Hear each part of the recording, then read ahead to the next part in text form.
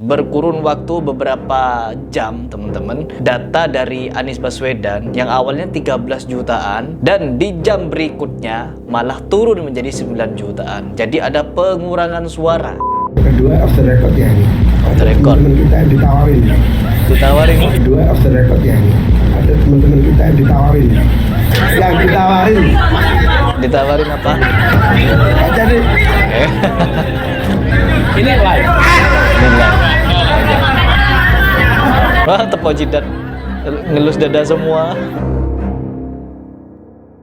A'udzubillahi minasyaitonirrajim. Bismillahirrahmanirrahim. Teman-teman, akhirnya tim IT dari pihak kubu Anies Baswedan mempunyai data atau fakta kecurangan yang terjadi di tengah-tengah Pilpres ini, yaitu di mana mereka menemukan atau mengumpulkan fakta ada jutaan suara, ada beberapa juta suara begitu yang hilang dari data KPU. Dan di sini mereka menuntut untuk KPU bersifat transparan dan meminta KPU untuk memberikan akses kepada tim IT-nya Anies Muhaimin untuk masuk ke database atau apalah itu ke websitenya KPU untuk mengaudit secara langsung. Karena ya jutaan untuk mencari satu suara saja sulit, apalagi jutaan yang hilang. Dan di sini yang paling getol untuk mencari membongkar kecurangan ini ada di pihak Anies Baswedan. Terus bagaimana dengan pihak Ganjar? Kenapa adem ayem?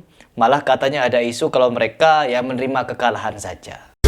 Tidak akan sampai 2 hari, besoknya sudah akan muncul isu curang.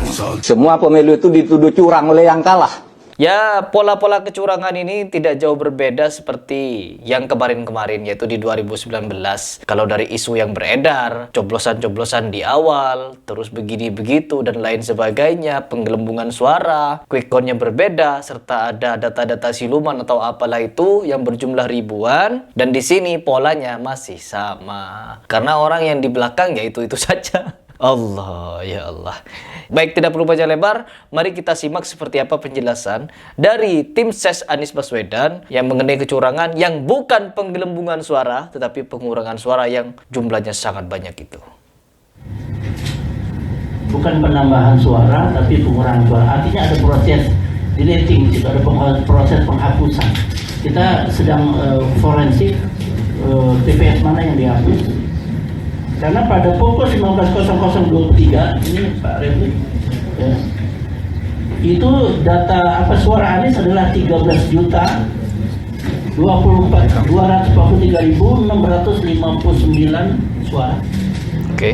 Atau 31,97%. Suara nomor 2 adalah 21.392.437 suara atau 51,63%. Dan suara nomor 3 adalah 6.765.067 suara atau 16,4%. Itu pukul 19.0023. Oke. Kan harusnya semua naik. Atau minimal kalau memang 0 tambahannya dia tetap. Tapi yang terjadi pada jam 19.30-24 justru suara Anies menjadi 9.832.013 suara. Oke, jadi berkurun waktu beberapa jam, teman-teman, data dari Anies Baswedan yang awalnya 13 jutaan dan di jam berikutnya malah turun menjadi 9 jutaan. Jadi ada pengurangan suara, ya, ada pengurangan suara. Dan seharusnya di mana di situ apabila tidak nambah maka tetap. Dan di sini sangatlah mustahil salah input, ya, salah input. Baik, coba kita lanjut dengarkan. Atau 25%. 25,50% pastinya. Suara 02 adalah 21.708.715 atau naik menjadi 56,51%.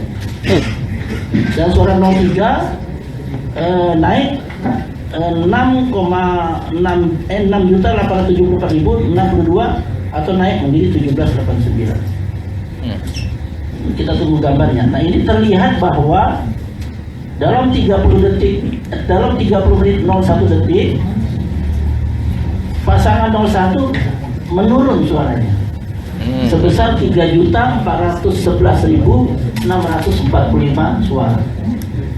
Artinya ada yang dihapus, ada yang di-delete.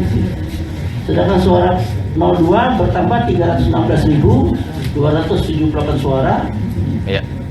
Sedangkan suara nomor 3 bertambah 78.994 suara.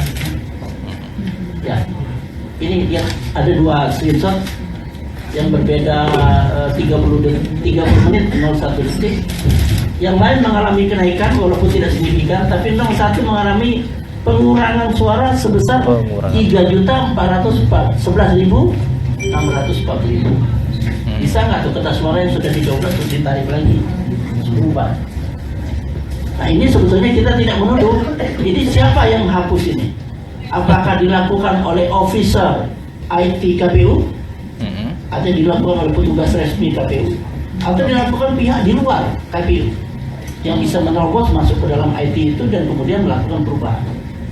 Nah, ini tentu kita membutuhkan penjelasan dari KPU, khususnya tim teknis IT KPU, dan kami bersedia bertemu untuk melakukan forensik.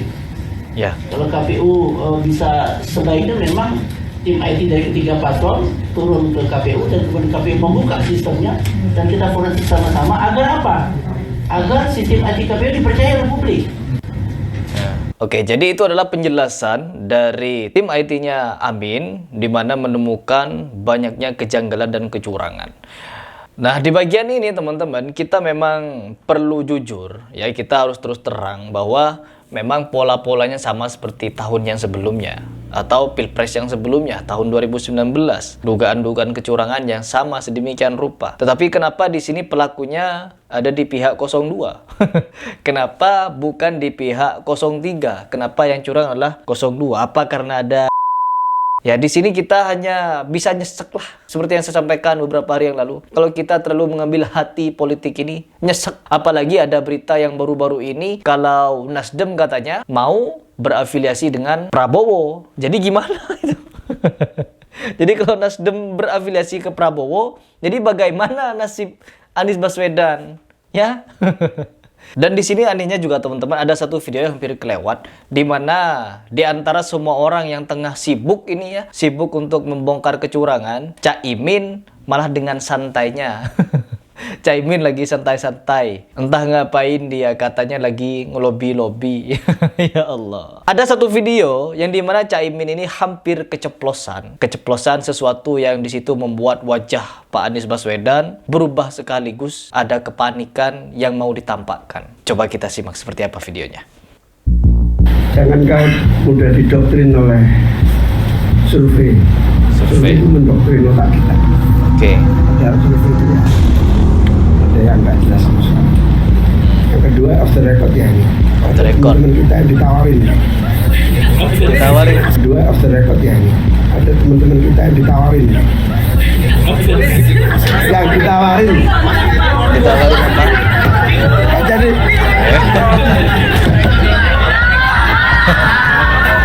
Pak Anies, panik.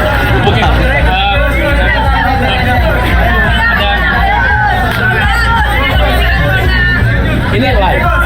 Ini live.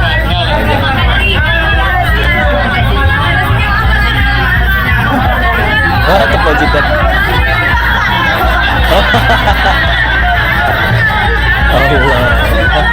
Nih, jangan lama-lama masuk angin Lulus ini. dada semua. ini hikmahnya nggak ada siang ya. Lama-lama masuk angin ya. Allah, ya Allah. Itulah politik teman-teman, ya.